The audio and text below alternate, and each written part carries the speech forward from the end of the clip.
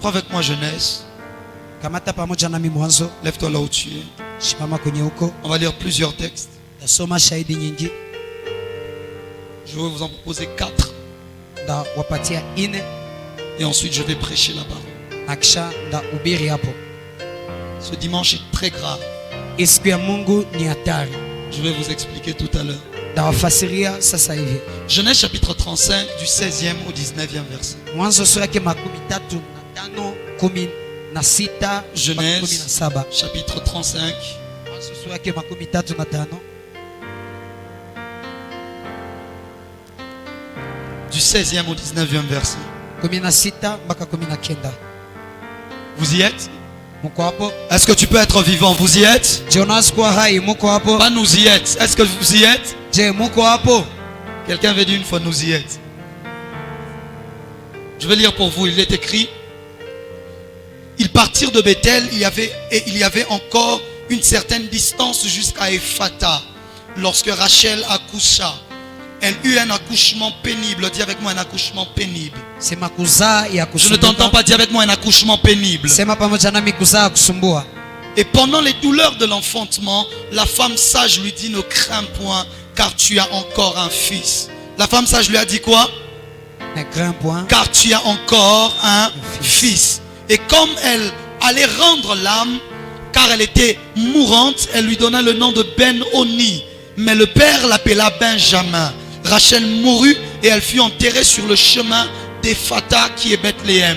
Jacob éleva un monument sur son sépulcre. C'est le monument du sépulcre de Rachel qui existe encore aujourd'hui. C'est le monument du sépulcre de Rachel qui existe encore aujourd'hui. Michée chapitre 5 le verset 2. Michée, Gédéon chapitre 5 le verset 2. Michée sura ya 5 mstari wa pili. Michée chapitre 5 le verset 2. Je veux vous lire des textes que vous connaissez très bien. Mais je vous dirai des choses que vous ignorez un tout petit peu. Michée chapitre 5 le verset 2.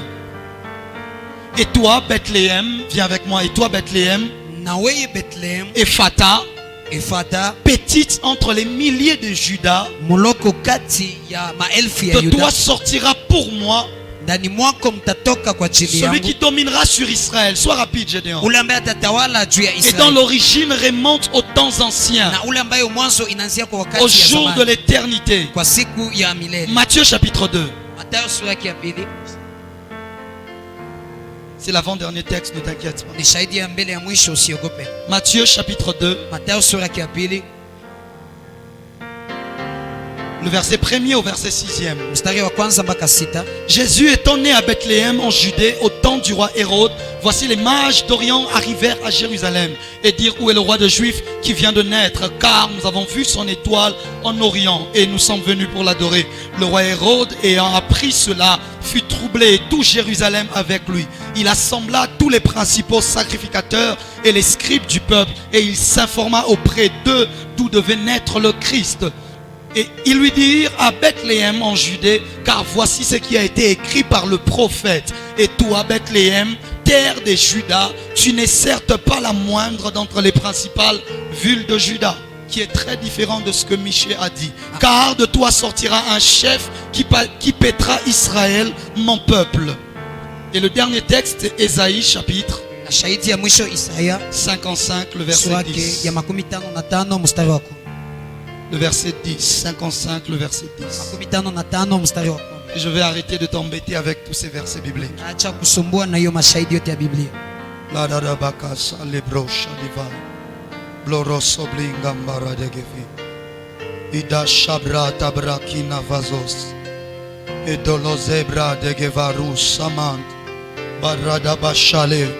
Il est écrit: comme la pluie et la neige descendent des cieux et n'y retourne pas sans avoir arrosé, fécondé la terre et fait germer les plantes sans avoir donné la sémence au semeur et du pain à celui qui mange. Ainsi en est-il de ma parole qui sort de ma bouche. Elle ne retourne point à moi sans effet, sans avoir exécuté ma volonté et accompli mes desseins. Acclame le Seigneur là où tu es pendant 1 minute. Élève ta voix et parle en langue. Élève ta voix, parle en langue alors que tu acclames le Seigneur. Prie le Seigneur pendant 1 minute et je vais prêcher. Si tu parles en langue, parle en langue. Et je vais apporter la parole. Rapidement. Parle en langue, parle en langue. Alors que tu acclames, sois en train de parler en langue. Alors que tu acclames, sois en train de parler en langue. Alors que tu acclames, sois en train de dire à Dieu ta requête. Sois en train de demander à Dieu de prendre le contrôle. Sois en train de demander à Dieu de venir au centre.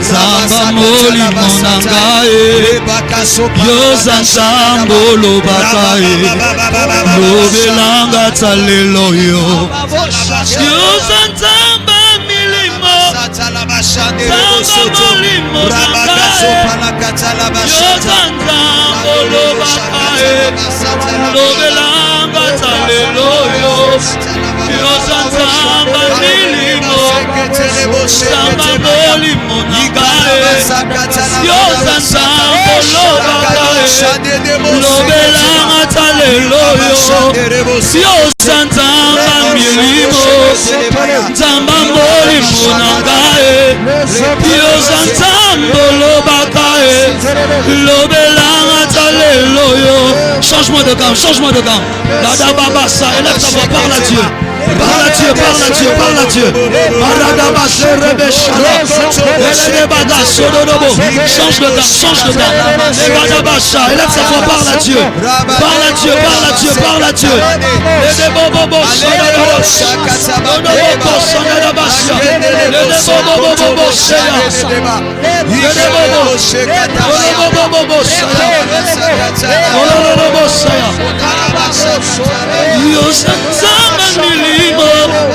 Zamba molimo nangae yoza nzambo lobakae lobelanga talelo yo yoza nzamba milimo nzamba molimo nangae yoza nzambo lobakae lobelanga talelo yo yoza nzamba milimo nzamba molimo nangae yoza nzambo lobakae lobelanga talelo yo nayoka yo nayoka yo yayae nayoka yo nayoka yo yayae nayoka yo nayoka yo yayae nayoka yo nayoka yo yayae nayoka yo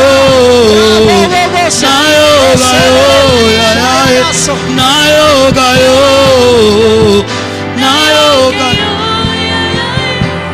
yoza nzamba milimo nzamba molimo nangae yoza nzambo lobaka lobelanga talelo yoza nzamba basakoli nzambo benganga na bomwana ye yoza nzambo lobakae lobelanga talelo nzamba milimo yoza nzamba milimo nzamba molimo nangae yoza nzambo lobelanga talelo yo langa talelo yo yoza nzamba molimo nzamba molimo nangae yoza nzambo loba lobela nayoka yo nayoka yo nayoka yo ngana yoga yo nayoka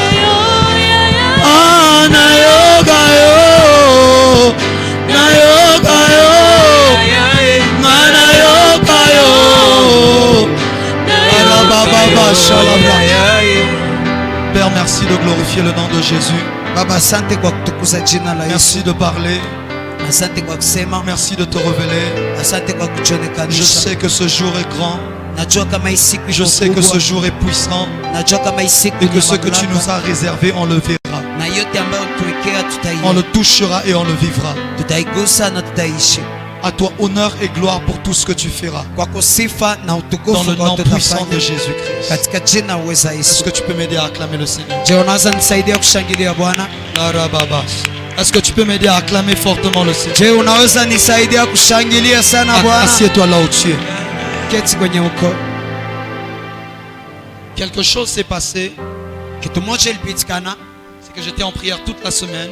ni kusema nilikuwa katika maombi juma mzima Depuis dimanche dernier. tangu siku ya Mungu iliyopita, Et le Seigneur m'avait conduit dans la prière na Bwana alinibeba katika maombi pour une certaine période.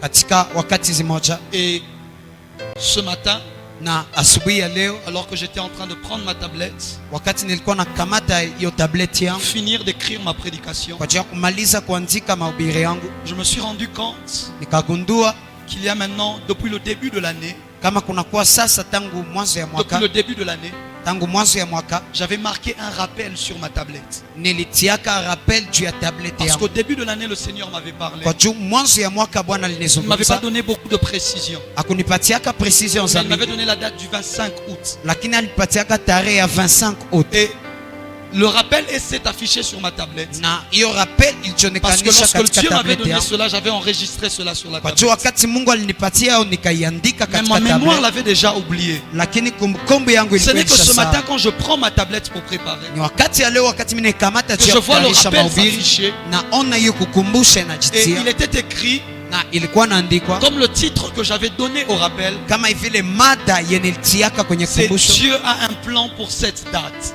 Mungu iko na mpango kwa ajili ya J'aimerais parler à tarehe. quelqu'un qui se retrouve dans cette salle ce soir. Napenda kuzungumza mtu mmoja ambaye iko J'aimerais katika chumba t'annoncer que jioni ya leo. cette date est différente de toutes les autres dates. Napenda kuambia kama hii tarehe iko tofauti na Depuis le tarehe début de zingine. l'année, Tangu mwanzo le ya Seigneur mwaka n'a cessé de me parler de cette date. Bwana akuacha Ma kunizungumza mémoire juu ya hii l'avait tarehe. oublié, heureusement que je l'avais enregistré. Kumbukumbu yangu ilisahabu kwa heri Et ce n'est que ce niliandika, matin, na ni asubuhi ya alors que la leo présence de Dieu était tellement forte, wakati uwepo ya Mungu quand ilikuwa je nguvu prends ma sana, tablette et je comprends pourquoi, wakati nakamata tableti yangu na mimi et j'ai naelewa, su que le culte de ce soir nikajua kama ne ibada serait jioni pas ya un leo culte comme tous les autres cultes. haiko ibada kama ibada Voilà pourquoi je zingine. prophétise ce soir avec toute autorité Ndio et kwa pleine maana autorité. natabiri na mamlaka yote J'aimerais jioni ya te leo. dire ce soir, Napenda kuambia jioni tu ya leo retiendras la date du 25 août dans ta vie. utaweka tarehe ya 25 août ndani ya Il y a des maisha yako. gens qui sont ici. Kuna batu ambao biko hapa, Cette date sera pour eux le rappel du jour où tout a changé. hii tarehe itakuwa kumbusho ya siku ambayo Je dis mambo yote cette date ilibadilika. sera pour eux le rappel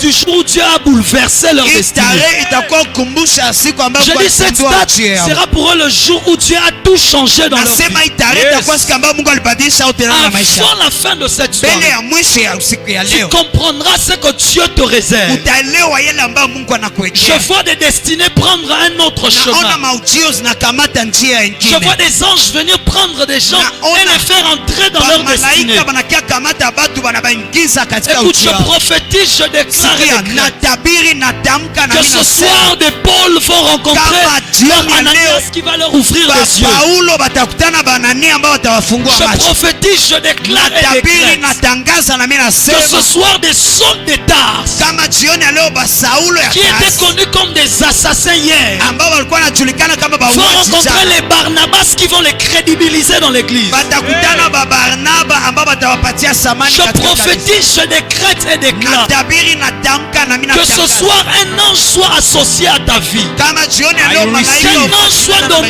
à ta vie, malaika mmoja atiliwe ndani ya qui va maisha t'ouvrir le chemin devant lequel tu ambaye marcheras. atakufungulia njia mbele ambapo Il y utatembea. a 3 nuits maintenant. Kuna usiku tatu J'ai sasa été réveillé par la présence de 2 entités dans ma chambre. nililamukwa katika uwepo ya batu bawili katika Je chumba. ne sais même pas dire s'ils étaient des anges ou quoi. Sijui hata kusema kama balikuwa mamalaika kama C'était des bani, entités que je n'avais jamais vues. balikuwa batu ambayo sikuwa Et je savais qu'il y a une brèche qui a été faite dans le ciel. na nilijua kama kuna kuwa uwazi ambayo Il y ilitiliwa a une mbinguni. brèche qui est faite faite dans le ciel kunakuwa njia ambayo pour ilitiliwa la visitation d'une destinée kwa ce ajili ya soir. kutembelewa ya ujio moja jioni. J'aimerais parler à quelqu'un. Napenda kusema Ce kwa n'est pas mtu pour rien mmoja. que vous avez entré dans la salle, vous avez senti que l'atmosphère était différente. Haiko kwa bure mulingia ndani ya chumba mkasikia Parce que angekuwa le Dieu tofauti. des dates connaît cette date. Kwa juu Mungu wa matare anajua Je dis le tarehe. Dieu des dates connaît cette date. Nasema Mungu wa matare Et c'était en cette date qu'il avait déterminé le bouleversement de ta vie. na ilikuwa katika Yes. tarehe aliamua kupinduka. Mais je parle à un nouveau venu ce soir. Lakini naambia mtu mmoja ambaye alikia Je hapa sens jioni que ya Dieu leo. est spécialement venu pour toi. Nasikia Mungu alikia kwa Tu upendo es ici kwa pour ajili ta yako. première fois. Uko hapa mara yako ya Je te kwanza. promets que tu ne sortiras pas sans voir Dieu. Nakuaitia hautatoka bila kuona Mungu. Tu sauras qu'il y a Dieu quelque part à Bukavu. Utajua kama kuna Mungu Je nafasi dis tu moja. sauras Nasema qu'il y a quelque utajua part là où Dieu descend à kama kuna Bukavu. nafasi moja ambayo Mungu anashuka Bukavu. Ce n'est pas seulement une église. Haiko tu Ce n'est pas kanisa. seulement un ministère. Haiko tu huduma C'est le fulani. lieu où le Seigneur se révèle et se Lakini manifeste. nafasi Yeah. ambayo Bwana Tu anajionekanisha n'es pas anashuka. venu voir un homme. Aukia kuona Tu es mwanadamu. venu rencontrer le Dieu de la Bible. Ulikia ona Mungu wa Biblia. Can I prophesy?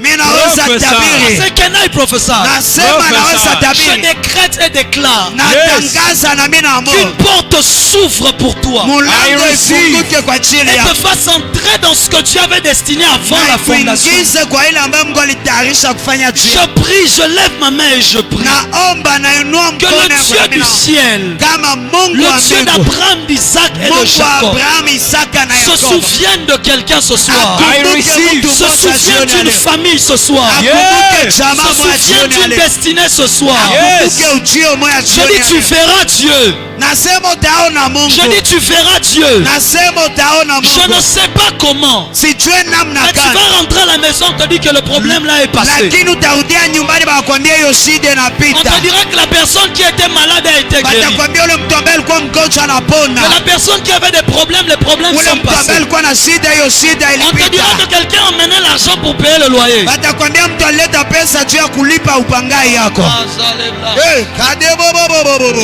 femme, tu es ici, tu as des douleurs sur ton sein gauche. Kuna mwanamke huko hapo kuna maumivu kwa Des liziba yako ya douleurs très kushoto. souvent en dessous de ton sein gauche. Hiyo maumivu iko chini ya liziba Le yako ya Seigneur me dit de kushoto. te dire c'est en train de partir Bwana ce soir. ananiambia iko nakwambia iko na Ta enda guérison jioni. sera complète et totale. Uponyaji yako itakuwa ya yote. Je vais te reprendre à la fin du culte. Je vais d'abord prêcher ce soir. Ndakukamata mwisho wa ibada Ah, na là-bas, ubiri ça, kwa mes jioni yeux ya sont leo. ouverts. Macho yangu iko Je dis wazi. mes yeux sont ouverts. Nasema Vois, macho yangu prophète. iko Et wazi. mes mains sont chargées. Na mikono yangu La inajaa. puissance de Dieu va se révéler ce soir. Mamlaka ya Mungu itajionekanisha Je jioni vais ya leo. finir la suite que j'avais commencé sur la fécondité. Napenda kumaliza hiyo mambo nilianza juu ya Et uzazi. je vais prophétiser en désordre ici Na ce soir. ndatabiri katika hatari hapa Ah, je jioni ya pensais qu'il y leo. avait quelqu'un qui était prêt pour le prophète. Arabashaka, niliwazia mtu iko tayari. Je juu ya pensais qu'il y unabii. avait quelqu'un qui était prêt pour le prophète. Niliwazia mtu alikuwa tayari juu ya unabii. L'arrêt des vagues à Damas. Marekoso Lève les mains avec palabasheke. moi, dis avec moi merci Inua Saint-Esprit. mkono yako pamoja nami, sema Dis avec moi, asante Roho Saint-Esprit. Mtakatifu. Sema Roho Prends le Mtakatifu, contrôle de cette salle. kamata mamlaka katika hii Lève les chumba. mains, dis avec moi Saint-Esprit. Inua mkono, sema Roho Prends le Mtakatifu, contrôle de cette salle. kamata nafasi katika hii Oh, la chumba. dava de Gebas. Rabadesha kataba, Lève les obras. Dites irabandesha. à Nathalie que Dieu l'a déjà vue et qu'il va la visiter avant la fin. Mwambie Natali Mungu alishamuona na tamtembelea mbele ya mwisho. Assieds-toi, je vais prêcher. Keti ndahubiri. Rabashati. Dis avec moi, avance. Sema pamoja nami Dis endelea. avec moi, avance. Sema pamoja nami Avance. endelea. Depuis le dernier dimanche du mois de juillet, Tangu isikia Mungu ya mwisho ya mwezi wa 7, j'ai commencé une série sur la fécondité. nilianza mafundisho juu ya uzazi. J'ai commencé à enseigner sur la fécondité. Nilianza kufundisha juu ya uzazi. J'ai prêché sur plusieurs thèmes différents. Nilihubiri juu ya mada nyingi ya J'ai tofauti. parlé de Léa, Nilisema juu ya Lea, de la fatiguée à la lionne. nilisema ule ambaye alikuwa anachoka J'ai mpaka kwenye parlé de la simba. Vierge qui deviendra enceinte. Nilisema juu ya bikira ambaye atachukua Le mimba. dimanche dernier, Nasikia Mungu ilipita. j'ai parlé de quelques principes sur la fécondité. Nilisema juu ya shurti chache juu ya uzazi. Et dans la plupart de mes Na messages, katika zaidi ya ujumbe zangu j'ai parlé un peu de Rachel et de Léa. nilisema kadogo juu ya Raheli na Et je Lea. vous ai donné donné une nouvelle manière de voir Léa. Na nilibapatia namna mpya ya kuona Lea. Alors que très souvent dans les prédications, on nous a fait préférer Rachel à Léa. Wakati katika mahubiri nyingi balikuwa wanapendelea Raheli kushinda Lea. Je vous ai montré comment est-ce qu'une grande partie des plans de Dieu reposaient en réalité sur Léa Nilibaonesha avant même sur Rachel. jinsi kubwa mpango ya Mungu ilikuwa chini ya Lea, mbele ikuwe kwenye Rachel. Je crois que je l'ai tellement bien fait qu'il y a des gens qui commencent à prier maintenant, Seigneur, je veux être comme Léa. Nilifanya vizuri sana, kuna watu wanaanza omba Bwana napenda kuwa kama Lea. Avant tu priais, je veux être comme Rachel. Mbele ulikuwa naomba Bwana napenda kuwa kama vile Raheli. Je pense que je l'ai tellement bien fait que des gens ont commencé à dénigrer un peu Rachel. Niliwazia nilifanya vizuri, batu bakaanza chukia kadogo Mais ce Raheli. soir, j'aimerais maintenant revenir sur Rachel. Lakini jioni ya leo napenda kurudia sasa Afin de juu ya Raheli. prendre maintenant ce que Rachel aussi a dit. Kwa juu ya kukamata sasa yale ambayo Raheli iko na kusema. Voilà pourquoi mon thème de ce soir, Sio kwa maana mada yangu ya jioni ya leo c'est dernière allégorie sur Rachel. ni alegoria ya mwisho juu ya Raheli. Dis au voisin, dernière Ambia jirani yako allégorie alegoria ya mwisho sur Rachel. juu ya Raheli. Dernière Ya mwisho allégorie alegorie sur Rachel. juu ya Raheli. Ne regarde pas, personne ne saura traduire. Dis avec moi, avance prophète. Sema pamoja na mimi, endelea nabii. Dis bien avec moi, avance prophète. Sema vizuri, endelea Est-ce nabii. qu'il y a des amoureux de la parole de Dieu? Je kuna mapenzi ya maneno ya Mungu. Vous savez, hapa. les gens aiment attaquer les prophètes pour dire les prophètes prophétisent seulement, ils ne prêchent pas. Unajua watu wanapenda shambulia banabii, banasema banabii banatabiriaka bahubiri yake. Si quelqu'un m'attaque avec cette phrase-là, il faut le gifler. Kama mtu ananishambulia nilo msemo, inabidi kumpiga kofi. Il faut le gifler. Inabidi kumchapa Avec beaucoup kofi. de sincérité et d'amour. Katika upenzi yote na uhakika. Alléluia. Amen. Parce que je crois, Kwa tu avec naamini beaucoup d'humilité, que tes oreilles ont entendu ici des choses que tu n'avais jamais entendues. katika unyenyekevu mingi masikio yako ishasikia vitu J'ai hapa menti. yasikiaka. J'ai Nasema bongo. menti. Nasema bongo. J'ai menti. Nilisema bongo. J'ai menti. Nilisema bongo. Alors, est-ce que je peux te nourrir de la parole avant de monter dans le prophétique? Sasa je, mimi naweza kulisha maneno mbele ya Je dis, kupanda est-ce que katika je peux te unabii. nourrir de la parole avant qu'on monte dans le prophétique? Je, mimi naweza kulisha Avance, maneno mbele prophète. nipate katika unabii. Dis avec moi, avance. Sema pamoja nami, Avance, endelea prophète. nabii. Dernière allégorie sur Rachel. Alegoria ya mwisho juu ya Raheli.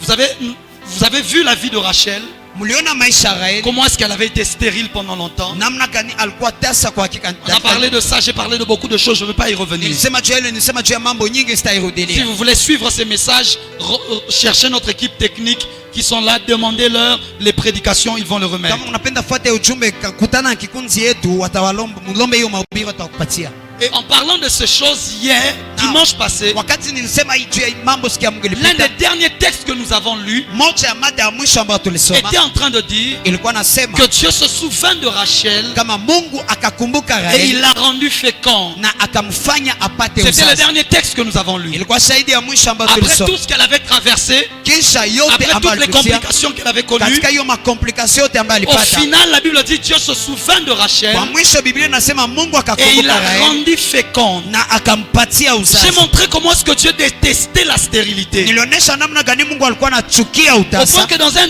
texte dans la Bible, il dit il n'y aura point de stérile au milieu de vous. na hata katika shahida Biblia inasema hakutakuwa watasa katikati Mais yetu. je déclare que cette stérilité ne soit pas seulement physique, mais que tu n'y aies même pas de stérilité spirituelle. Lakini natangaza hiyo utasa isikuwe tu ya kimwili na kusikuwa hata utasa katika Que kiroho. tu sois productif dans tous les domaines de la vie. Ukuwe katika kutoa matunda katika kiwango cha Parce maisha. que Dieu n'investit pas là où il n'y aura pas de production. Kwa juu Mungu apandake nafasi ambapo Dieu kutakuwa n'investit pas matunda. là où il y aura une perte. Mungu apandake nafasi Les ambapo kutakuwa commerçants savent de quoi je parle. bachuruzi banajua yale ambayo niko Tu ne peux pas nasema. mettre ton argent et à la fin tout perdre. Hawezi tia pesa yako kisha mwisho unapoteza yote. C'est difficile que la prochaine fois tu réessayes encore. Ni nguvu wakati ya kufuata upate kupima Voilà tena. pourquoi notre Dieu, notre Seigneur, Sio kwa maana Mungu wetu il Bwana wetu apprécie et il aime la fécondité. anapendaka hiyo uzazi sana. Alléluia. Amen. Alléluia. Amen. J'ai parlé de tellement de choses Nilisema juu ya mambo nyingi qu'il me sera très difficile d'en revenir. ambayo itakuwa mgumu kupata Mais kuirudilia. finalement, Lakini kwa dans mwisho le texte que nous venons de lire dans Ésaïe 55, le verset 10, katika hiyo shahidi tunasoma Isaya La Bible est en train de 55:10, parler. Biblia iko nasema et donner une métaphore, un exemple. inatupatia hiyo mfano fulani. L'exemple que la Bible nous donne, Mfano ambao Biblia est en inatupatia train de parler de la parole de Dieu. iko nasema juu ya neno ya Mungu. Dieu est en train de dire, Mungu iko nasema de la même manière que la pluie et la neige kwa hivyo mvua na hiyo mambo ya tombent baridi du ciel inaanguka kutoka et ne mbingu rentrent pas na hairudi sans avoir arrosé et fécondé la terre, bila kumwanga maji na kupatia uzazi et kwa même udongo fait germer les plants. na hata kukomalisha mimea.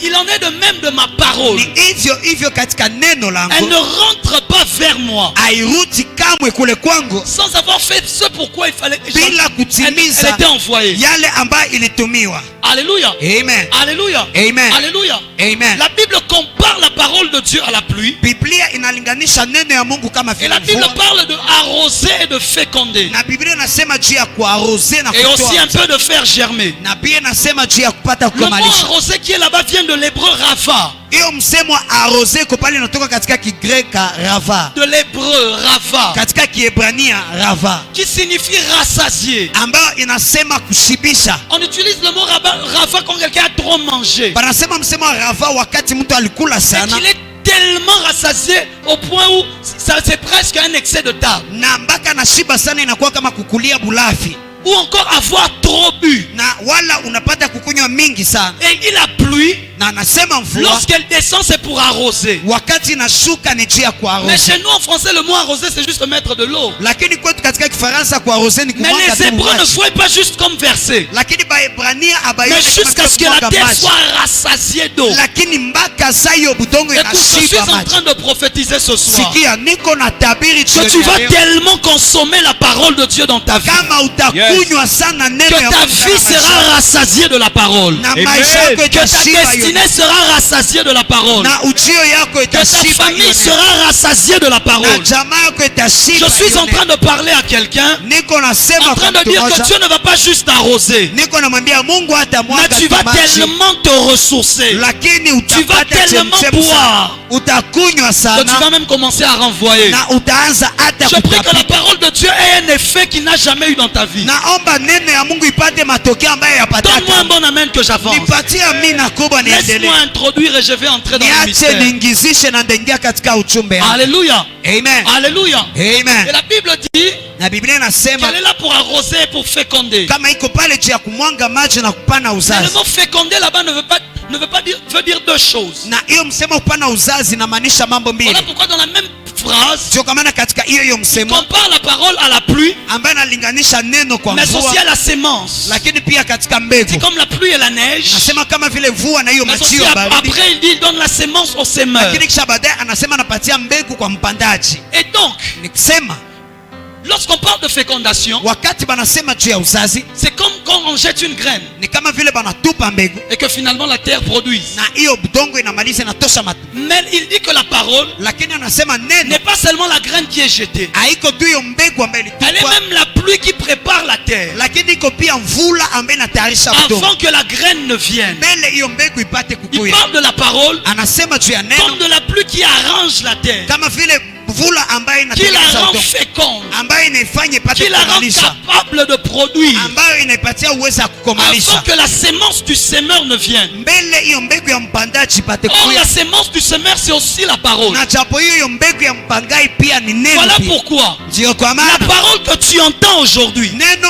ambayo unasikia leo est ce qui prépare ta vie pour la parole que tu dois entendre demain. ni yale ambayo inatayarisha maisha yako kwa neno ambayo utasikia kesho. Aujourd'hui, tu peux la recevoir comme une pluie. Leo unaweza ipokea kama vile Parce que mvua, la parole de demain sera une graine. kwa tu mvua ya kesho Je ne itakuwa sais pas mbegu. si je parle à quelqu'un ce soir. Sijue kama nasema kwa mtu Je n'ai pas mmoja peur leo. de faire un excès de table de parole. Siogope kupata kushibia bulafi Parce ya que je neno. sais qu'aujourd'hui, elle peut être la pluie. Kwa juu najua leo inaweza kuwa Demain, mvula, elle sera la graine qui va germer à cause de la kesho pluie. itakuwa mbegu ambayo itakomana kwa ajili ya mvula. La parole elle-même prépare le terrain et devient la sémence. Neno pekee inatayarisha udongo na inageuka mbegu. La parole elle-même rend fécond et féconde. Mbegu pekee, neno pekee inafanya itoe matunda na inatosha kukomalisha. Non, elle rend fécond et elle féconde.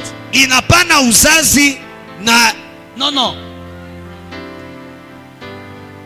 Dis seulement avance, prophète. sema tuendelea na Je vitu. sais que tu es très intelligent, tu as compris, n'est-ce pas? Najua una akili nyingi, Acclame ulielewa. pour toi-même. Shangilia kwa ajili yako pekee. Acclame pour toi-même. Shangilia kwa ajili yako pekee. Alléluia.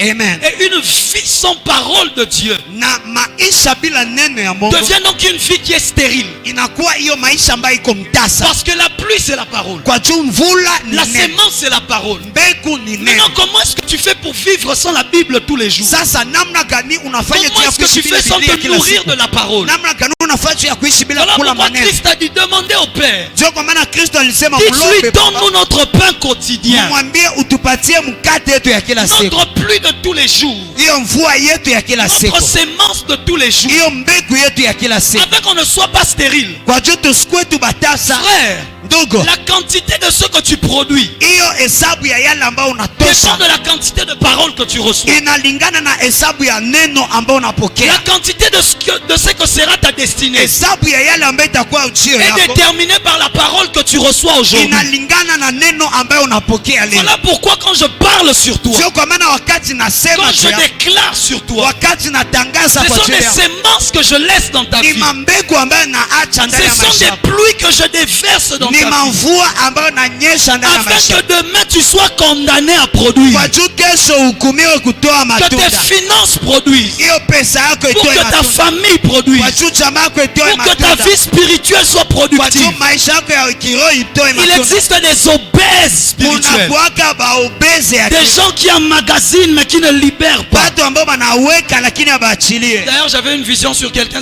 cette semaine. Moi, je connais la personne, il est mince. Mais dans ma vision, il était gros obèse. Kwanza nilikuwa na maono juu ya mtu mmoja na mjua alikuwa mwembamba, lakini katika maonyo yangu alikuwa mnene wa kuvimba. I receive. Regarde le voisin, lui laisse que par hasard tu n'es pas obèse. Tazama jirani yako, muulize, je, hauko Non, wewe? demande au voisin, est-ce que tu n'es pas Uliza obèse? jirani yako, je, hauko? Si ce voisin-là wa kuvimba? t'intimide, change de Kama voisin. ule jirani anakuogopesha, Demande à l'autre badilisha. voisin, est-ce que par hasard Umwambie, je, tu n'es pas obèse spirituel? hauko mwanajaa katika kiroho? On a déjà. Quand tu dis des choses, dis avec moi avance prophète. Sema pamoja nami, endelea nabii. Dis avec moi avance prophète. Sema pamoja nami, endelea Parce que nabii. tu ne peux pas simplement recevoir. Kwa juu hawezi tu kupokea, Il faut qu'à un moment tu commences aussi à libérer lakini et à donner. inabidi wakati moja uanze kuachilia na Avec kupana. toutes les prédications que tu entends, Katika mahubiri zote ambayo avec unasikia, toutes les paroles que tu reçois, katika maneno yote ambayo qu'est-ce unasikia, que ta vie produit pour les autres? nini maisha yako inapana juu ya Qu'est-ce que bengine? ta vie est pour les autres? Nini maisha yako iko juu ya Mais bengine? lorsque tu commences à produire, Lakini wakati unaanza kutoa alors matunda, on peut témoigner de ta fécondité. sasa banaweza shuhudia uzazi yako. Même si tu cries que tu es fécond, Hata kama unalalamika unatoa uzazi, si on ne voit pas de grossesse, on saura que tu es stérile. kama abaone mimba batajua kama uko tasa. La stérile Ule mtasa n'est pas celle qui a une grossesse et ensuite une fausse couche. haiko ule ambaye anabeba mimba kisha mimba inatoka. C'est deux choses différentes. Ni mambo mbili Elle n'est tofauti. pas stérile. Haiko tasa, Son problème, c'est l'enfant. shida yake ni kuzaa. Parce que si elle était stérile, elle ne serait même pas capable de porter l'enfant. Kwa maana angelikuwa tasa, angelikuwa hata na uwezo ya kubeba mtoto. Toi-même, un enfant spirituel, on n'a jamais vu. We hata mtoto wa kiroho hatuyaonaka. Est-ce que tu as déjà gagné quelqu'un au Seigneur? Je, ulishakapokea Est-ce ushagomboa que tu as mtu déjà mcha Bwana? prêché à quelqu'un et Je, puis il est venu à ulishaka Dieu? ubiri mtu mmoja na kakia kwa Mungu? Dis avec moi, obèse spirituel. Sema pamoja nami, mtu ambaye anavimba katika kiroho.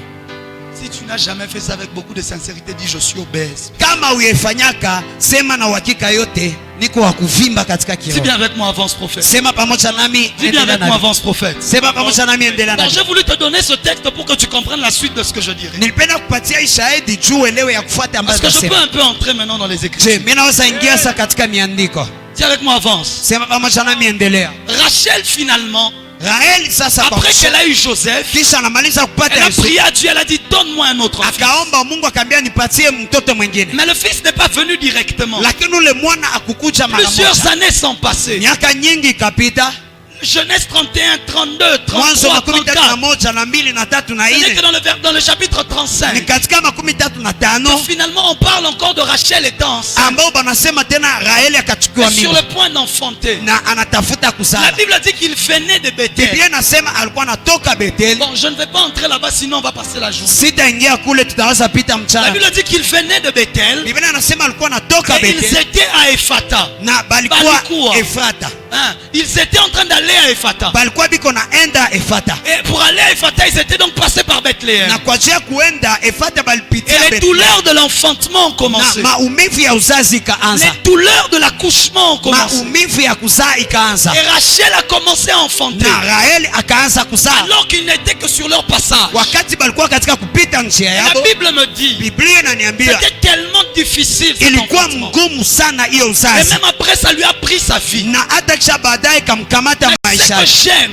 Lakini yale ambayo c'est napenda qu'avant qu'elle ne meure, ni kusema mbele apate elle a quand même kufariki donné naissance à Benjamin. alizaa ule Benjamin. J'aimerais dire à quelqu'un, Napenda kuambia mtu mmoja, avant que tu ne meurs, mbele upate tu verras kufariki l'exaucement de la prière que tu avais fait à Dieu. utaona kujibiliwa ya maombi ambayo ulifanyia Mungu. Le Dieu à qui tu avais dit donne-moi un autre fils, Mungu ambaye uliambiaka nipatie mtoto mwingine t'exaucera avant que tu ne meurs. atakujibu mbele Je upate kufariki t'interdis de mourir na kukataza avant kufariki de voir l'exaucement de tes prières. bila kuona majibu Celui ya qui me donne maombi le yako. plus grand amen, que Dieu le Yule fasse. ambaye ananipatia amina kubwa Mungu Je dis, aifanye. je t'interdis de mourir Nasema na kukataza avant que tu kufariki n'aies vu l'exaucement de tes prières. mbele upate kuona majibu Et ya maombi là-bas à yako. Bethléem, Na pale dans les Bethlehem douleurs, katika elle maumivu voulait abandonner. alipenda Elle kuachilia, voulait lâcher déjà. alipenda kuachilia Son tayari. souffle partait Hiyo déjà. pumzi yake ilikuwa La ilishaanza. sage-femme la regarde et lui Ule dit, mwanamke wa kuzalisha akamtazama ne akasema, crains rien, usiogope car kitu, tu as encore un fils. kwa maana unapata tena Écoute, mwana. avant la fin de ta vie, les Sikia, gens te loueront. mbele ya mwisho ya maisha yako batu Les gens watakwambia, te diront, regarde, Dieu t'a encore batu visité. watakwambia, tazama Mungu Il y a alikutembelea quelqu'un tena. ici, Dieu t'a visité, c'était en Kuna mtu hapa 1990. Mungu alikutembelea mu Tu 1990. as visité ton père, tu Mungu as entendu seulement alitembelea les babako, histoires. ulisikiaka tu mahadisi, Mais ta vie ne se terminera pas lakini maisha yako sans que les haitaisha gens te disent tu as encore. wakati Je dis batu tu as bakwambie, encore. Je ulipata dis tu as tena. encore. Nasema Je dis ulipata tu as encore. nasema ulipata Mais tena. laissez-moi expliquer une allégorie, c'est quoi? Lakini mnacha nifasirie alegori ni nini, Sinon vous n'allez pas comprendre tout mon message. wala amtaelewa ile ujumbe yangu. Une allégorie, Hiyo c'est alegori simplement se baser sur des faits réels, physiques, ni kujitia katika hiyo mambo inaonekana ya kimwili et tirer des interprétations abstraites, na kupata hiyo mautafsiri isiyoonekana, des interprétations spirituelles. kupata hiyo mautafsiri ya Un peu kiroho. comme lorsqu'on dit Ni kama vile wanasema le pain, mkate c'est Jésus. ni Yesu, C'est une allégorie. ni alegori, C'est juste ça. ni hiyo. Et prendre plusieurs, même des personnes et tout ça, Na kamata hata batu bengi vile et tirer d'eux des interprétations imagées ou bien abstraites ou spirituelles. na kutosha ndani mwao hiyo makufasiria ya kiroho ya mambo yaionekana, Ce n'est que ça une allégorie. ni hiyo alegori. Et donc mon thème c'est la dernière allégorie sur Mada Rachel. yangu ni hiyo alegori ya Parce mwisho que j'en juu ai ya fait Raheli. plusieurs sur Rachel et Léa. Kwa hiyo nilifanya mingi kwa juu ya Ce soir c'est la Raheli, dernière que je vous donne juste sur Rachel. lakini ya mwisho ni leo nawapatia juu ya Raheli. Et maintenant, Na sasa lorsqu'elle enfante, wakati la anazaa, Bible me dit qu'elle meurt Biblia inaniambia anafariki à cause des douleurs de l'enfantement. kwa juu ya maumivu ya uzazi. Son corps n'a pas supporté Mwili yake haikuweza et la kushikilia mort l'a frappé. na hiyo kifo ikampiga. Avant de mourir, Mbele ya kufariki, elle veut donner à l'enfant le nom anapenda kupatia mtoto jina de Ben-Oni, ya Ben-Oni, qui signifie le fils de ma douleur. ambaye nasema mwana wa maumivu yangu. C'était vrai. Ilikuwa kweli, C'était l'enfant des douleurs qu'elle avait alikuwa subi. mtoto ya maumivu ambaye alipata, L'enfant qui a fait en sorte qu'elle meure. mtoto ambaye alifanya anafariki. Mais Lakini Jacob dit non. Yakobo anasema Il ne hapana, s'appellera pas Ben-Oni. ataitwa Il Ben-Oni, s'appellera Benjamin. ataitwa Le Benjamin, fils de ma joie. mtoto ya furaha yangu. Écoute, je prie que tout ce qui venait de ta douleur Sikia, naomba wote ambao toka katika maumivu devienne yako le sujet de ta joie. igeuke mada ya furaha yako. Je dis que tout ce qui venait de ta douleur Nasema wote ambao toka kwa maumivu yako devienne le sujet de ta joie. igeuke mada ya furaha Mais yako. Rachel l'a appelé Ben-Oni Lakini Raheli alimwita parce que Ben-Oni c'était sa douleur. kwa ajili kuwa maumivu yake. Jacob ne l'a pas contredit. Yakobo akwenda Il kinyume a dit, yake, toi, il est le fils de ta douleur. akasema we ni mtoto Mais ya pour maumivu moi, yako, il est le fils de ma joie. lakini kwangu ni Parce que mwana la wa douleur, furaha c'est yako. toi qui l'as connu. Moi, je n'ai Kwa rien juu senti. maumivu ni wewe ulipata, mimi sikusikia kitu.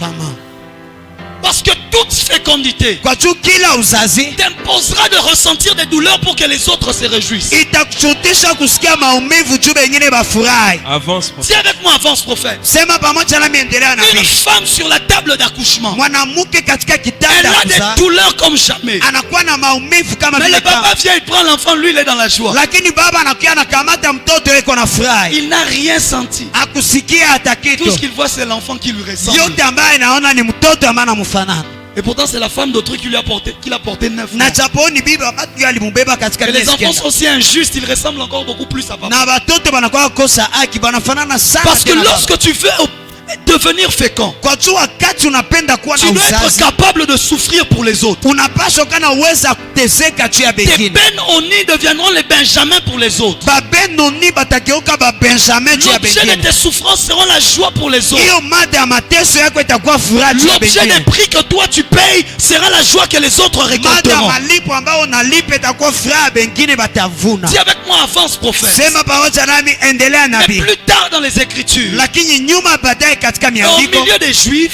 katikati ya Bayahudi, Bethléem est une ville qu'on minimise. Bethlehem ilikuwa mji ambao banasahau. Bethléem Bethlehem est une ville qui était très petite. ni mji ambao ilikuwa kidogo sana. De telle sorte que lorsque Michée prophétise, Na mpaka hapo wakati Mishe il dit anatabiri, toi Bethléem la plus petite anasema we Bethlehem ya d'entre kidogo plusieurs, katika mengi, c'est de toi ni katika que weye viendra le Messie. ambayo kutatoka Mashia. Mais je ne sais pas pourquoi on minimisait Bethléem. Lakini sijui joni balikuwa na shusha Bethlehem. Parce que quand tu lis les Écritures, Kwa jua wakati unasoma miandiko, il y a un juge qui est venu de Bethléem. kuna kuwa muamzi ambaye alitokea kule Bethlehem. David est venu de Bethléem. Daudi alitoka Bethlehem. Beaucoup de gens qui étaient grands sont venus de Bethléem. Batu bengi ambao balikuwa bakubwa balitokea Mais Bethlehem. pourtant Bethléem était toujours considérée comme la plus petite. Na japo Bethlehem ilikuwa nakamatiwa kama ile ya kidogo Alors sana. il fallait que Dieu fasse quelque chose de tellement Sasa ilibidi Mungu afanye kitu moja ya kubwa qui sana fera en sorte que plus jamais ambayo itafanya kamwe tena on ne la considère comme étant la plus petite. baikamate kama vile mchi mdogo sana, Et il fait en sorte que le Messie, na anafanya kama Mashia alors qu'il doit naître, wakati anapaswa il azaliwa naisse à Bethléem. azaliwe Bethlehem. Alors que Na japo hiyo l'ange avait parlé à Marie à Nazareth. malaika alizungumia Maria kule Nazareth. Mais pour qu'il naisse, Na japo hiyo juu il fallait azaliwe qu'elle quitte Nazareth. ilibidi atoke Qu'elle Nazareth parte jusqu'à Bethléem. aende mpaka Bethlehem Simplement pour que la prophétie s'accomplisse. kwa juu tu unabii ipate kutimilika. Écoute, que Dieu mette des gens en mouvement juste pour que la prophétie Sikia, Mungu atie batu katika kutembea kwa ajili ya unabii ya maisha yako Que les itimilike. gens ne savent pas pourquoi ils sont en train de bouger. Batu basijue jani Que biko les gens ne savent natembea, pas pourquoi ils font ce qu'ils batu font. basijue jani biko Mais nafanya en biko réalité, nafanya. ce sera simplement Lakini pour que kwa la kweli, prophétie sur ta vie itakuwa juu tu hiyo s'accomplisse. unabii juu ya maisha yako itimilike. Bethléem. Bethlehem. Mais qu'est-ce qui a fait en sorte Lakini nini ambayo ilifanya que Bethléem va sortir autant de grands? Bethlehem itoshe bakubwa bote bale? Bethléem. Bethlehem Pourquoi? kwa ajili ya nini? David était un fils de Léa. Daudi alikuwa mwana wa Lea. Jésus était de la descendance de Léa. Yesu alikuwa katika kizazi ya Mais Lea. lorsqu'il doit naître, Lakini wakati anapasha Dieu zaliwa, choisit un lieu qui a un lien avec Rachel. Mungu anachagua nafasi ambayo iko uhusiano na Raheli. Dis avec moi, avance prophète. Sema pamoja nami, endelea nabii. Dis avec moi, avance prophète. Sema pamoja nami, Est-ce endelea que je nabii. peux commencer mon message? Je, mimi naweza anza ujumbe Est-ce yangu. que je peux commencer mon message? Je, mimi naweza anza ujumbe yangu. Rachel arrive. Raheli anafika. Elle arrive à Bethléem. Anafika Elle Bethlehem. enfante et elle meurt là. Anazaa na La anakufa Bible n'a pale. pas dit qu'on a pris son corps pour aller l'enterrer ailleurs. Biblia kusema balikamata mwili yake wakaenda isika Mais fasi c'est yake. là à Bethléem qu'on l'enterre. Lakini ni pale Bethlehem ambapo banamsika. Son sang coule à Bethléem. Damu yake inatirika Bethlehem Et quelque chose sort d'elle. na kitu moja natoka ndani Et mwake. reste à Bethléem. Ni nabakia pale Ça Bethlehem. s'appelle la fécondité. Inaitwa uzazi. Parce qu'à la fin de sa vie, Kwa hiyo mwisho wa il maisha était yake dit Dieu l'a rendu féconde. iliandikiwa Mungu akamfanya akuwe na Et uzazi. cette personne féconde est tombée. Na morte. ule mtu wa uzazi alianguka wapi? Elle est morte à Bethléem. Alikufa Elle a Bethlehem. laissé sa fécondité à Bethléem. Aliacha uzazi yake Pour que Bethlehem. plus tard, celle qui serait vierge rencontre de la fécondité. Kwa juu nyuma yake baadaye ule ambaye atakuwa bikira akutane uzazi. Parce que elle, il fallait qu'elle meure Kwa juu ilibidi en afariki, train de donner naissance à un enfant. iko napatia uzazi kwa Parce que mtoto. c'est là-bas Kwa juu ni pale que plus tard devait mourir, naître pale mwisho kulipasha zaliwa le Seigneur Bwana qui allait mourir pour donner naissance à l'église. ambaye ilipasha fariki juu ya kuzala kanisa. Voilà pourquoi Sio kwa maana il fallait quelqu'un qui meurt aussi ilibidi mtu ambaye en atakufa donnant pia naissance kwa kupana pour uzazi, que Jésus se retrouve aussi plus tard. kwa juu Yesu pia naye achikutane Afin baadaye, qu'il prenne ses racines kwa juu na akamate hiyo misisi d'une personne qui elle aussi était morte ya ule mtu ambaye naye pia alikufaka pendant qu'elle accouchait. wakati alikuwa na Et zaa, sur la croix, na kwa msalaba notre Seigneur, pendant qu'il donnait naissance au Bwana saints, wetu wakati alikuwa na zaa pendant qu'il watakatifu, donnait naissance à la génération choisie, wakati alikuwa na zaa uzazi ambaye il a aussi rendu l'âme. akaacha naye Il a même dit, Père, pourquoi tu m'as abandonné? akasema, Baba John Parce unaniachilia, que c'était son Benoni. kwa juu ilikuwa Benoni C'était le yake, fils de sa douleur. ilikuwa mtoto ya maumivu yake Hey, baba, pour nous, il est devenu Benjamin. lakini kwetu akageuka Voilà Benjamin. pourquoi Ndio kwa il maana fallait que Rachel aussi meure ilibidi Raheli naye en akufe donnant naissance à kwa Benjamin, kupatia uzazi afin de Benjamin, fertiliser la terre de Bethléem, kwa juu kupatia uzazi kwa afin udongo de ya laisser Bethlehem, quelque chose à kwa Bethléem. juu kuacha kitu moja Bethlehem. Rachel est l'image de la parole Raheli iko umbo ya qui ne neno rentre pas à Dieu ambaye airudie kwa Mungu sans avoir fécondé. bila kutoa matunda, Elle ne pouvait pas mourir angeliweza kufariki sans avoir enfanté. bila kupata Son kuzaa, esprit ne pouvait pas rentrer au Père roho yake ingerudia kwa si baba Benjamin n'était pas sorti. wala Benjamin hayatoka. Elle est l'image de la parole. Iko umbo ya Elle est neno, l'image de la pluie. iko umbo ya Qui mvua. ne peut pas, dis avec moi, qui ne peut pas Sema haiwezi rentrer vers le Père rudia kwa baba si la sémence qu'il était venu déposer n'est pas restée. kama mbegu ambayo alikia kuacha Je dis, tu ne haikubakia. rentreras pas vers Dieu Nasema hautarudia kwa tant Mungu que tu n'as pas accompli ce pourquoi il t'avait envoyé sur terre. wakati hauyatimiza yale ambayo alituma na Je kutoka déclare que duniani. tu ne mourras pas Natangaza sans hautafariki avoir accompli l'objet de ta destinée. bila kutimiza hiyo lengo ya Je dis ujio que yako. tu ne mourras pas Nasema sans hautafariki avoir fait ce que Dieu t'avait destiné à bila faire. kufanya yale ambayo Mungu Je ne sais pas à qui je prophétise ces choses, Sijue nani mais natabiria que hii celui mambo. qui sème dans cette parole, que Dieu le fasse. Lakini yule ambaye anapanda Tu katika hiyo ne neno Mungu mourras alifanya.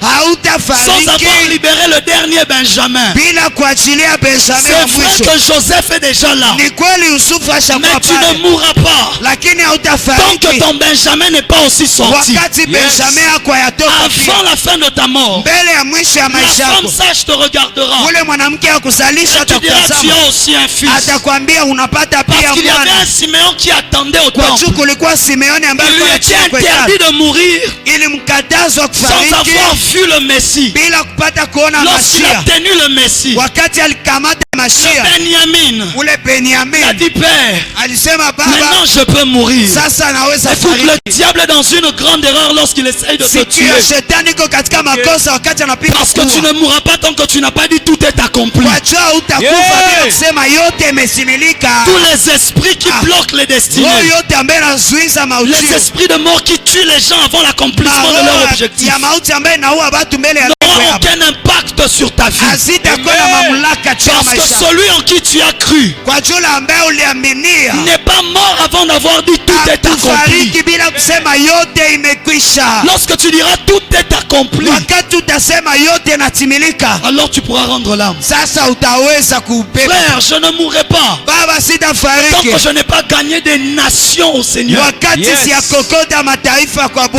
je Bwana, n'ai pas dirigé des présidents. wakati siyaongoza marais, Tant que des nations n'ont pas obéi à ma voix. wakati mataifa haziatii kwa Je n'ai pas sauti yangu. besoin d'être président. Sina lazima kuwa Parce que rais, les présidents me seront soumis. kwa jua rais watakuwa Je chini ne yangu. mourrai pas. Sitafariki. Rabashata. Je dis le diable qui t'attaque perd le temps. Nasema shetani ambaye anakupiganisha anapoteza Parce que wakati. Rachel, tu ne mourras pas Kwa jua Raheli hautafariki sans que ta dernière fécondité soit manifeste. wakati uzazi yako ya mwisho yaonekana. Je parle à une Rachel ce soir. Nasema kwa Raheli umwachione Voilà leo. pourquoi Ndio kwa maana Rachel signifiait Aniel, Raheli ni kusema Aniel, un agneau féminin. ule anyoya. C'est pour cela que l'agneau de Dieu Ndio kwa maana mwana ne kondoo wa pouvait Mungu que naître là où l'Aniel était passé. angelizaliwa tu kwenye Anieli L'agneau de mpitaka. Dieu ne pouvait pas naître ailleurs. Mwana kondoo wa Mungu angelizaliwa Je suis fasi nyingine. convaincu Na que hakikishiwa l'étable là où Jésus est né n'était pas loin de la tombe de Rachel. kama pale hiyo meza chini etable kwa Yesu alizaliwa Je suis shambani convaincu. na kaburi ya Raheli. Parce qu'il ne pouvait pas naître au milieu des hommes. Kwa jua angelizaliwa katikati Il ya devait wanadamu, naître au milieu des agneaux. angelipasha Il zaliwa devait katikati naître ya au milieu mwana des kondoo, animaux. katikati ya manyama. Là où Rachel, Kwenye Raheli l'Aniel était morte. Anieli kufa À Bethléem. Bethlehem, la maison nyumba du pain. ya mkate. Parce que Bethléem signifie Kwa juu Bethlehem ilikuwa nasema maison du pain. nyumba ya mkate, Et le pain qui est venu du ciel, na mkate ambaye ilitoka la mbingu, parole qui est venue d'en haut, neno ambaye ilitoka juu, ne pouvait pas naître ailleurs aingelizaliwa fasi que yengine là où il y a quelqu'un d'autre qui avait fait la même chose, que lui, ambako mwingine alifanya kitu sawa na qui yeye, n'est pas rentré vers le Père sans avoir. ambaye akurudia kwa Bwana bila Le problème avec toi, tu t'associes à des gens qui ne te ressemblent pas. shida. Pamoja na unachangana na batu ambaye abakufanane. Même Jésus sait qu'il doit naître là où il y a une Rachel qui lui ressemblait. Hata Yesu anajua kuna bapasa zaleo kwa kulikuwa Raheli ambaye Mais alikuwa toi, tu anamfanana, marches avec des gens qui ne te ressemblent pas. lakini wewe unatembea Lui, na il est batu ambao païen, il va en habakufanani. boîte tout le temps. Yeye iko mpagani, anaenda Il muvilago ne t'a kila jamais wakati. suivi à l'église, mais toi tu le suis en boîte. Haya kufuataka ndani ya kanisa, lakini unamfuata ndani ya Si mambo. avec moi c'est fini. Sema pamoja nami Ah, je ne inakwisha. t'entends pas dire avec moi c'est fini. Sikusikie sema inakwisha. Le temps que des Christ reconnaissent là où les Rachel sont morts. Ni wakati ba Kristo bajue kwenye Baraheli Parce que la bafariki. mort de Rachel Kwa juu kifo ya est restée Raheli sur la terre comme une sémence, ilibaki kwenye udongo kama mbegu, afin de crier, d'appeler le Messie. kwa ajili ya kulalamika na kuita Et Masia. l'étoile est apparue où? Na nyote ilichomokaka Pas à wapi? Nazareth,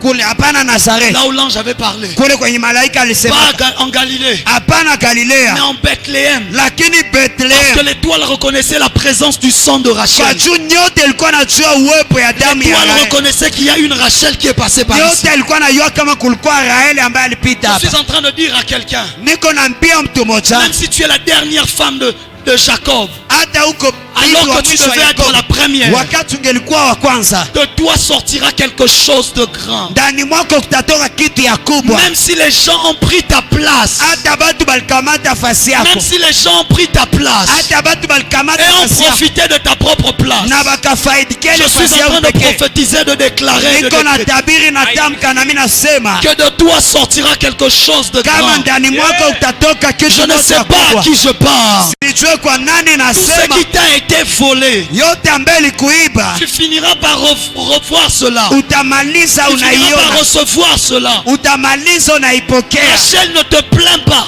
Raheli, parce que usinungunike tu es en train de mourir en donnant kwa naissance. juu uko na fariki ukipana Ne te uzazi. plains pas, parce Usinungunike que tu ne verras même pas Benjamin grandir. kwa juu utaona hata Benjamin Parce que anakoma. ce que tu ne sais pas, Kwa juu yale ambaye haujue, ta mort sera une sémence pour les générations kifo yako futures. itakuwa mbegu juu ya bizazi ambaye Ta itakuya. mort va provoquer la naissance d'Isaïe, Kifo yako itachokoza kuzaliwa le Isaka, père de David. baba wa Ta Daudi. mort va provoquer la naissance de David, Kifo yako itachokoza kuzaliwa l'ami Daudi, et le bien-aimé de Dieu. ule mpenzi wa Mungu. Il pourra être de la descendance de Léa, Atakuwa katika kizazi ya mais c'est Lea, ta mort qui provoquera sa naissance. lakini ni kifo yako Je yeye itachokoza ne sais kuzaliwa. pas à qui je suis en train de parler. Sijue nani niko Apparemment, nazungumza, la personne à qui je parle n'est pas venue. iko saa mtu ambaye nazungumza Mais kukuya. j'aimerais te dire ce soir, Lakini napenda kuambia il jioni y ya a leo, des gloires que tu ne vivras pas. kuna mautukufu ambaye Tant que hautaishi la mort n'a pas été constatée dans ta vie. wakati kifo yagundulia ndani ya Il maisha y a yako. des héritages que tu ne légueras jamais. Kuna maurizi ambaye hautapana kama,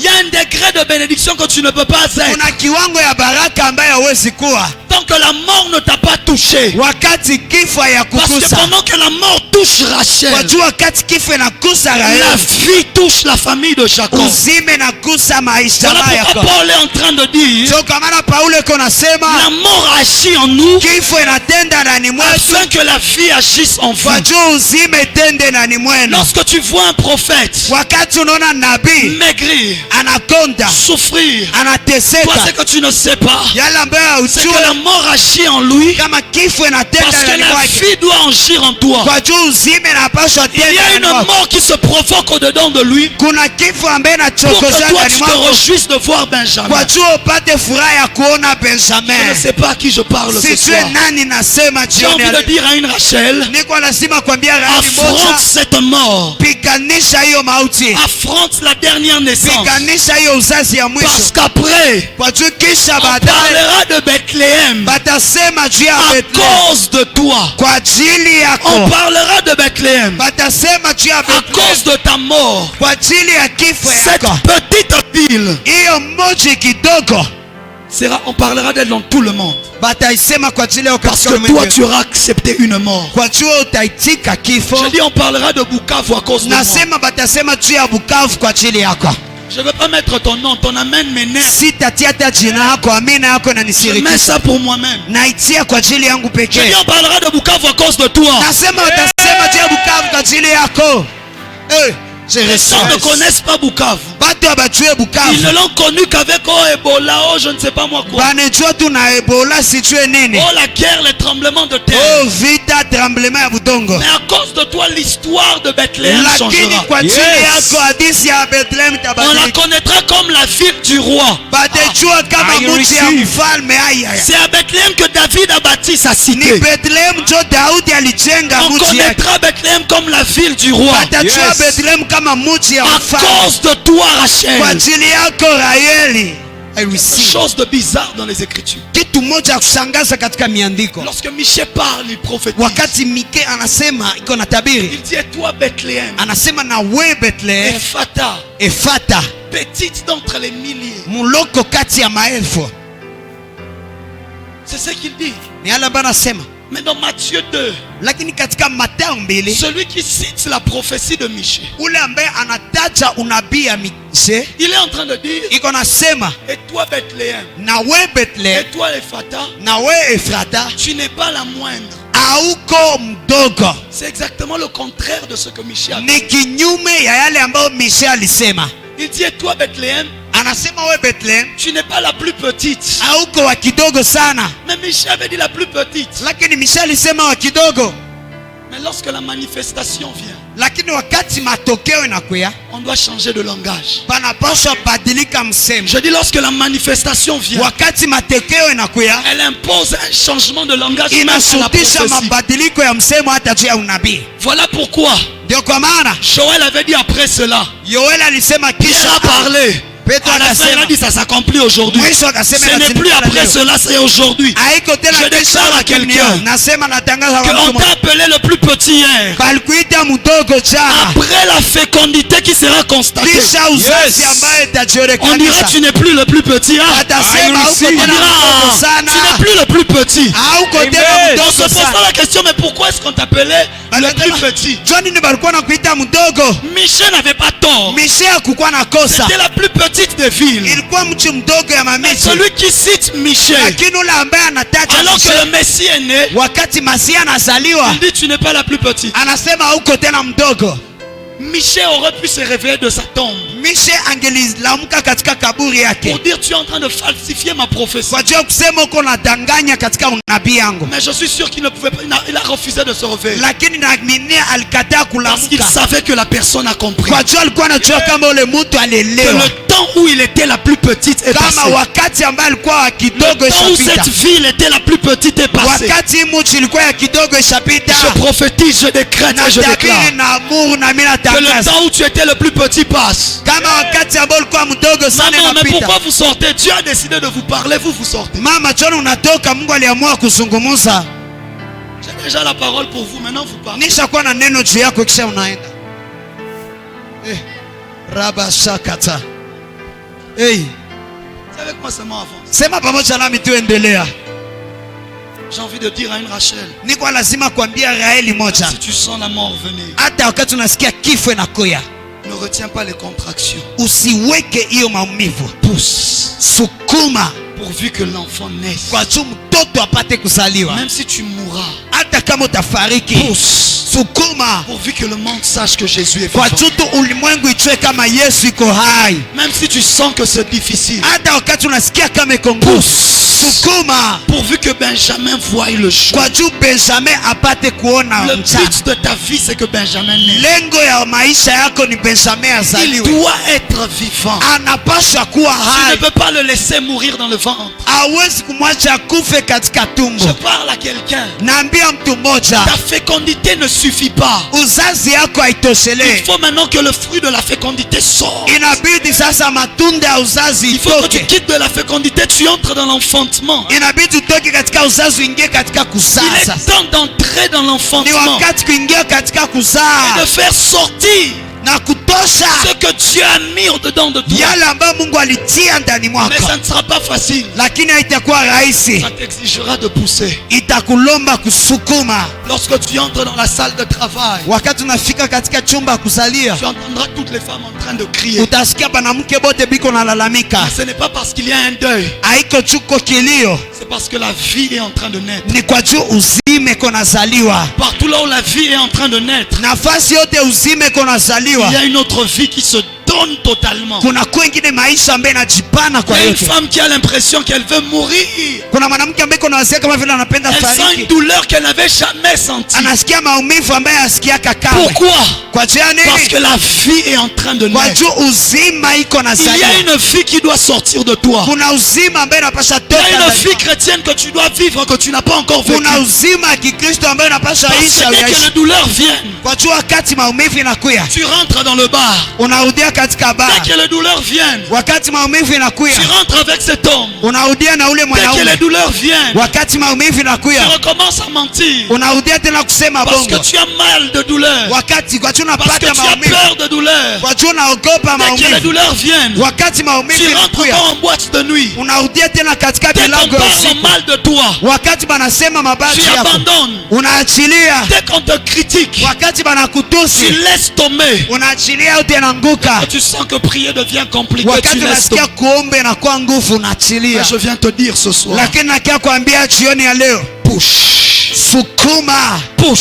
sukuma, Même si tu as mal, hata unaumizwa jusqu'à ce qu'il naisse. mpaka sana zaliwa. Paul a dit, ma vie n'est rien. Paulo alisema maisha yangu haiko Ma kitu, vie n'est rien. maisha yangu haiko kitu, Mourir m'est un gain. kukufa ni faida Pourvu kwangu, que Christ soit révélé. mpaka tu Kristo aonekanishwe. Où est la génération des hommes et des femmes Wapi kizazi ya banaume qui na seront wanawake prêts à se sacrifier pour que leur génération voie Dieu? ambao watakuwa tayari kujitolea juu bizazi yabo ione Mungu,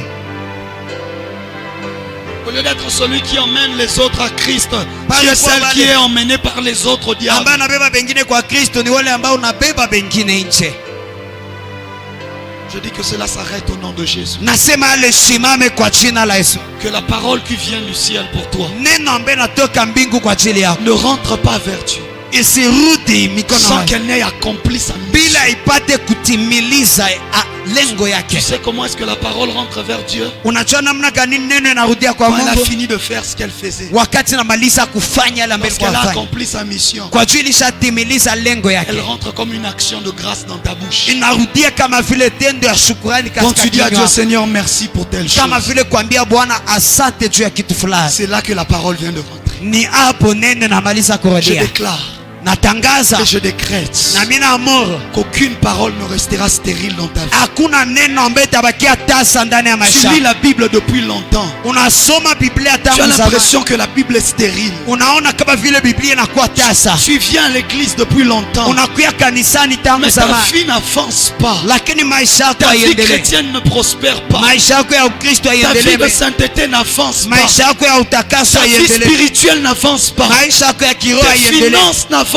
pas. Kipesa yako haiendelee. C'est peut-être parce que la sémence était venue avant la pluie. Inawezekana tu mbegu ilikia mbele ya Et que mvula la terre était trop sec. na hiyo budongo ilikuwa Mais nakauka je sana, prie que la parole de ce soir lakini naomba neno ya jioni ne ya soit leo pas d'abord une sémence, isikuwe kwanza mbegu, mais qu'elle soit d'abord une pluie lakini ikuwe kwanza qui mvua va rendre féconde la ambayo terre, itafanya budongo itoe la matunda, terre de ta vie, budongo ya qui maisha va rendre féconde la terre de ta destinée, ambayo itatoa qui matunda va katika rendre udongo ya féconde la ujio, terre de ton mariage, ambayo itatoa qui va matunda rendre katika féconde udongo la ya terre de ndoa, ton travail. ambayo itatoa matunda Je katika ndoa kazi. prophétise, je décrète Natabiri na que amua le na diable ne tangaza pourra pas arrêter cette kama génération. shetani hataweza simamisha Le diable kizazi, ne pourra pas détruire ta vie. shetani hataweza haribisha La maisha. stérilité de ta terre s'arrête. Utasa ya budongo yako inasimama. Déclaration après déclaration, tu n'as rien vu. Banasema Parole après parole, tu ne vois pas de neno kwa résultats. neno aone matokeo. Imposition de main après imposition de main. Banakutilia mikono banakutilia Tu ne mikono, vois toujours pas de résultats. aone hata matokeo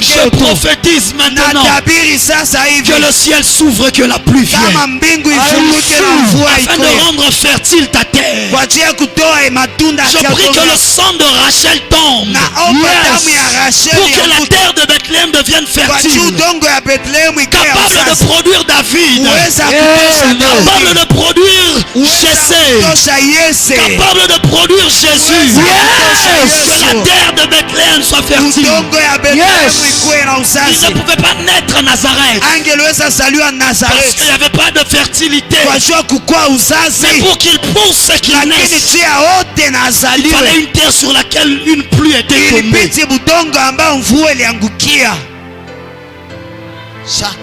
Ce soir, Jioni ya je leo vois la pluie tomber dans ta vie. naona mvua inaanguka ndani ya Je maisha. vois la pluie tomber dans ta vie. Nasema naona mvua inaanguka katika Je ne njia. sais pas combien de personnes Dieu m'a envoyé parler. Sijue batu bangapi Mungu alinizungumza, Mais Dieu me dit de dire à quelqu'un, lakini Mungu ananiambia kuambia mtu mmoja, même si c'est dur, hata kama ni nguvu, pousse. sukuma. Plus tard, Nyuma baadaye les gens profiteront de ce que tu as fait. Plus tard, baadaye c'est à cause de Benjamin ni kwa njia ya Benjamin que la famine ne tombera pas sur la famille de Jacob. ambao njaa haitaanguka juu ya jamaa Parce ya que Yakobo. Joseph exigera de voir Kwa Benjamin. Yusufu atalomba aone Il Benjamin, dira, si vous ne voulez pas la famine, atasema kama mpendi njaa il faut que je voie quelqu'un. inabidi nione mtu mmoja Celui qui est le fruit de la fertilité. ule ambaye iko tunda ya uzazi. Allez emmener Benjamin. Mwende na muniletee Allez Benjamin, revenez avec Benjamin. mwende na murudie na Ils sont Benjamin. rentrés vers leur père. Balirudia kwa baba Ils yao, ont dit, papa, bakasema baba, si on ne monte pas avec Benjamin, kama tuende na on va Benjamin rester affamés. tutabakia na On va njaa, rester dans la stérilité. tutabakia On katika va rester dans ukasa, la sécheresse. tutabakia katika Mais il ukasa. faut Lakini que inabidi l'on monte avec Benjamin. pande na Benjamin Parce qu'il est le fruit kwa jiko de la tunda fécondité de Rachel. ya uzazi ya Raheli. Lorsque Joseph a vu Benjamin, Wakati Yusufu aliona Benjamin, il a dit, je me lèverai maintenant alisema ndasimama et sasa j'irai vers mon père. na ndaenda kwa baba yangu. Il y a des fécondités qui provoquera ta délivrance. Kuna mauzazi ambayo itachokoza ufungulivu yako. Les obras de I receive papa. Yesu palaketa. il fallait qu'il voie Benjamin. Ilibidi aone Benjamin, Sinon, ingawaje vile restez dans la stérilité. mubakie katika Restez dans ukasa, la sécheresse. mubakie katika Parce que ukavu. Benjamin est le témoignage de la mort de Kwa juu quelqu'un. Benjamin ni ushuhuda ya kifo ya mtu Pour la fulani, fertilité d'une vie. kwa juu ya uzazi ya Et mzima. j'aime ce qu'il a dit. Na mimi napenda yale ambayo alisema, De riche qu'il était, wale mtajiri ambaye alikuwa il s'est fait pauvre alijifanya afin maskini que tu sois kwa enrichi. juu upate kutajiri. De vivant qu'il était, Wai ambaye il a alikuwa fallu qu'il connaisse la mort ilibidi ajue kifo pour que toi tu reçoives la vie. ajue upokee uzima.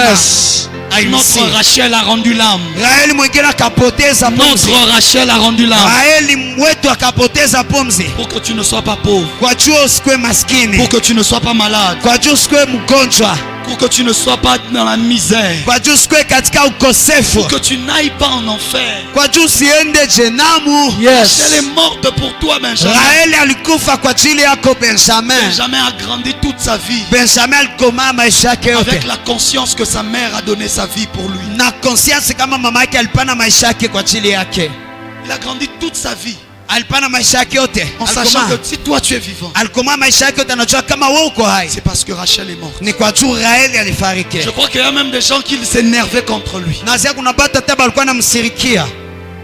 Parfois des jours, Jacob le regardait, il pleurait. Wakati zimoja Yakobo alikuwa anamtazama analia, Parce que lorsqu'il regardait Benjamin, kwa juu wakati alikuwa anaona Benjamin il se souvenait qu'il a perdu la femme qu'il aimait. alikuwa anakumbuka kama alipoteza mwanamke ambaye alikuwa anapenda, Mais sa joie lakini furaha ne yake pouvait être que si Benjamin ressemblait ingelikuwa tu à ce kama que Rachel aurait Benjamin voulu qu'il soit. angelifanana yale ambayo Raheli angelipenda akuwe. Le père pleure Baba analia lorsqu'il te voit dans le péché alors que notre Rachel, Jésus, est mort pour toi. wakati anakuona ndani ya zambi, wakati Yesu Raheli wetu alikufa juu yako, Mais sa joie est satisfaite. lakini furaha yake inakuwa inaenea Lorsqu'il te voit, il voit que tu ressembles à Rachel. wakati anakuona, naona unafanana Raheli, Il a l'impression que Rachel n'est pas morte. anaona kama vile Raheli akufariki. Pose-toi la question, qu'est-ce que Dieu se dit lorsqu'il voit? Ujiswali nini ambaye Mungu anajiambia Est-ce qu'il est wakati heureux ou anakutazama? est-ce qu'il pleure? Je, anafurahi wala analia? Je ne suis pas venu parler à tout le monde. Sikia kusema kwa batu yote. Je crois que dans ce message, chacun a pris sa part. Na wazia katika ujumbe kila mtu Là alikamata où tu es, sehemu yake. lève-toi, commence à prier. Kwenye uko shimama, anza kuomba. Commence à prier, prie-le comme tu n'as jamais prié. Simama, omba gisi hauyaombaka. Comme tu n'as jamais prié. Omba gisi hauyaombaka. Je vais prophétiser tout à l'heure. Natabiri sasa hivi. Iradega sopalika mandema. Andereko sopalede. Je vois la puissance de restauration de Dieu. Naona mamlaka kujenga En train de restaurer la vie de Benjamin. Mungu anajenga upya maisha ya En train de Benjamin. donner la force à des Rachel. Iko napatia nguvu Barayeli. Je sens l'amour de Dieu dans la salle. Naona upendo wa Mungu katika Afin de chumba. transformer ta destinée. Kwa ajili ya kubadilisha ujio La yako. parole de Dieu ne restera pas stérile dans ta vie. Neno ya Mungu haitabakia tasa ndani ya Élève maisha. ta foi. Inua Si sauti tu dois yako. pleurer, pleure. Kama utalia lia. Si tu veux combattre la stérilité, combat. Kama utapiganisha utasa piganisha. Il est temps que tu deviennes fécond. Ni wakati uko wa Il est kutoa temps que tu matunda. produises des résultats. Ni wakati utoe matokeo. Il est temps, il est temps. Ni wakati, ni wakati. Mega Zabrobodo Shadera. Rakuza ketepele Parle à bosha. Dieu, parle à Dieu. Maleso maseka tabalea. Regeze pele kedebosha. Maleso pakataya. Iraseke debo. Shadele boseke debola. Lekasa prakete. Lekoso palakataya. Reba baba baba baba. Shake debekete. Legeze boya. Legezo parano. Rakate. Shandele koso. Perekataba. Rekasopra.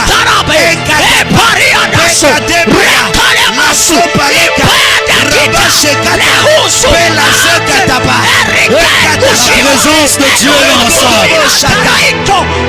La visitation de Dieu dans la salle. Dieu lui-même est dans la salle ce soir. Je vois des vies être visitées.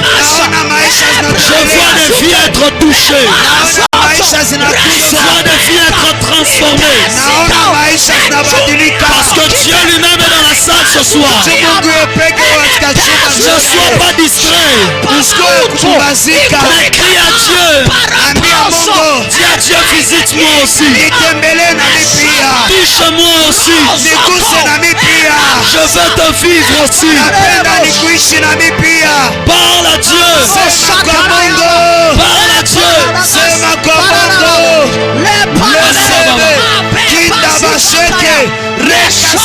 Il y a quelque chose dans la salle. La gloire est dans la salle. La gloire est dans la salle. Je vois des malades en train d'être guéris.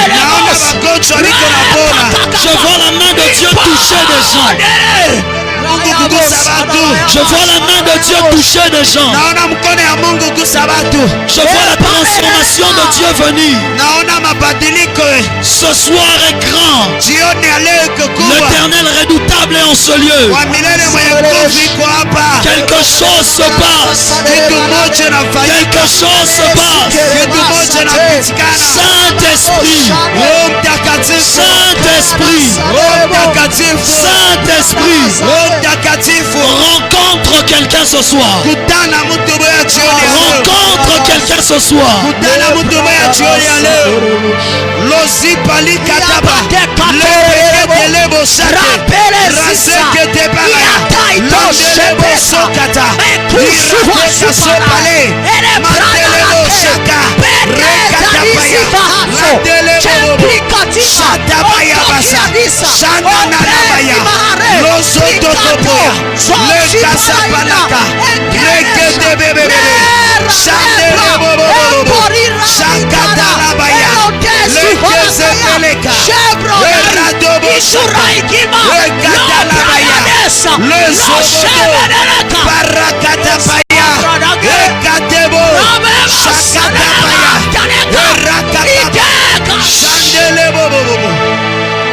Lève les mains. Inua mikono. Lève les mains. Inua mikono. Je vois la main de Dieu dans la salle. Naona mkono ya Mungu ndani ya chumba.